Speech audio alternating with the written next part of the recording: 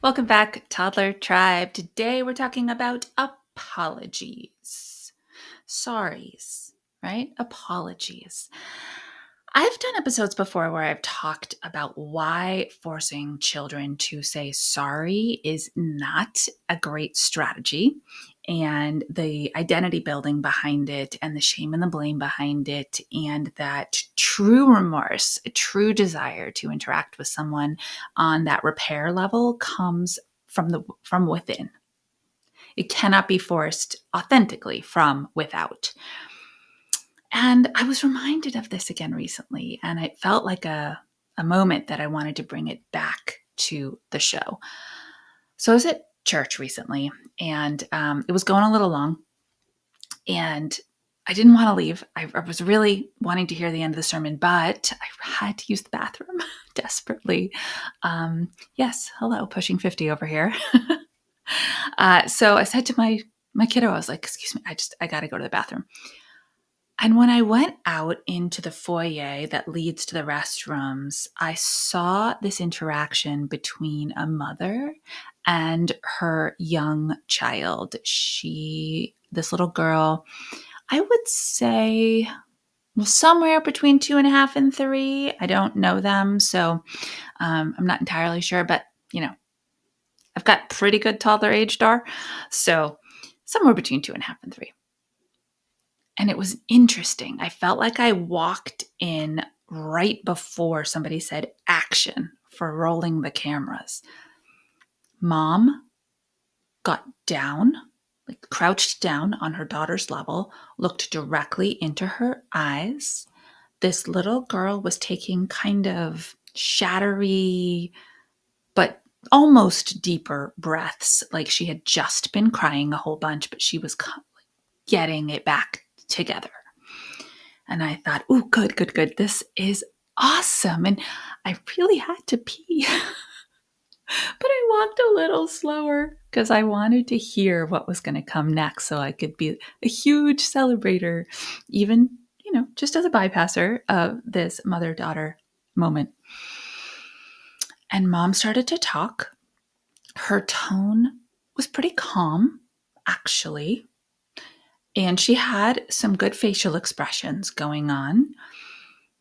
But her words, they cut deep.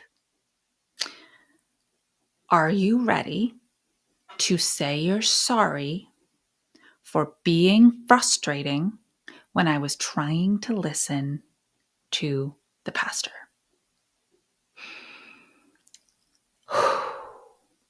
Okay. I had to take a deep breath. Many in that moment, actually. And then I hustled to get where I was headed. But I had to take one again just now. I don't know what this kiddo was doing or not doing. I do know that it was a special service that the kids did not get released for kids' church. So she was asked to sit for a really long time and either listen or entertain herself, or that's a long time for little kids. And quite honestly, a lot of them do pretty well. Better than I would expect. But this one struggled. And I want you to hear those words again as I pull them apart.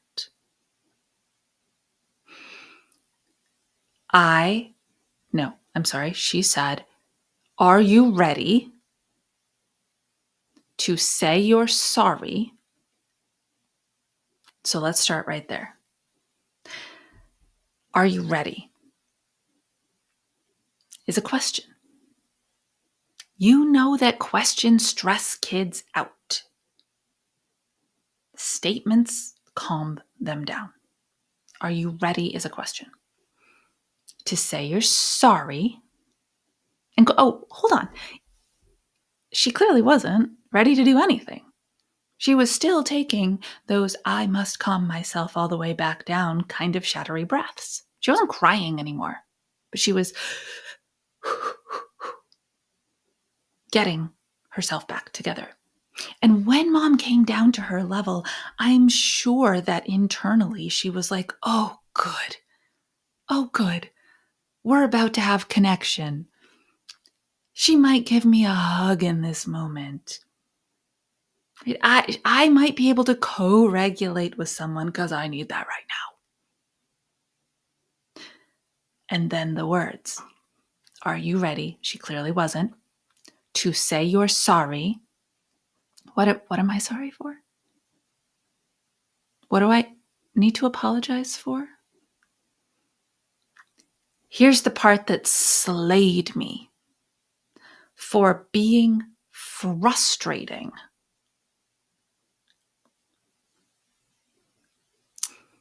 There is so much identity building and power in those 3 words. Not for being frustrated. Like, if this little girl had been told, I can tell that you're frustrated, that you have to sit and wait a really long time today. And I bet you're disappointed that there's no kids' church because it's really fun to play with your friends. Whoa. Changes the whole meaning of everything, doesn't it? 100%. Then she can own those feelings. Yeah, I am frustrated and I am disappointed. Instead, she was told she was frustrating. Oh boy. I am a frustrating person. I frustrate my mom. There's the identity statement that the child hears in their forming brain. And those statements become stories, and those stories become belief systems. Wow. And why? All of these mini phrases that we've broken down so far, what was the mom's frustration? Because it was about her. She wanted to listen to what the pastor was saying. Hey, me too. Me too. I get it. It was a good one. But our job is to hold space for kids' emotions by identifying them, empathizing with them. I get how you're feeling, even though I can't change the situation right now.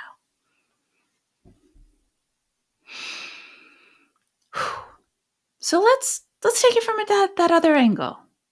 Let's collaborative parenting, use our magic on this conversation. Rewind. Mom squats down, looks at her in the eyes, starts to breathe with her. Accept long, deep breaths where this little one will mimic it and calm down even faster. Opens her arms to bring her in for that physical connection. I can tell you are upset. I see you're frustrated that you have to sit and listen for a long time. I know you're disappointed you can't go downstairs. It's so fun to play with friends. Sometimes pastor asks all the kids to stay in church. Most of the time, you get to go. Next week is a downstairs week. It is almost over. There are only 5 minutes left. Would you like to go back in and sit with me to finish? Or could we stay here because they're broadcasting the sermon on a TV out in the big room? Would you like to stay here where I can finish listening and you can run around a little bit? Do you hear the difference? Oh, this child would have felt understood. Mom made a compromise. She still was able to meet her need to finish listening by asking this kiddo to engage in a choice. I would like to finish listening. Would you like to do it in there or out here? But I'm going to use my ears to finish listening. Collaboration means giving up power, trading in the power struggle for the power share. And it is powerful stuff.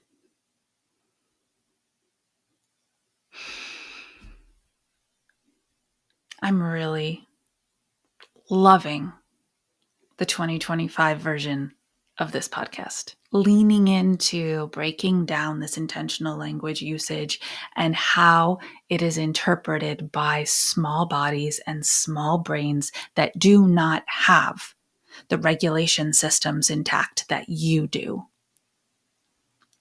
If you are feeling the same way and you're ready to work, upgrade into some skill sets that you have not used before as a parent, then I invite you to book a collaboration call with me. It's free, connection call. Let's get to know each other.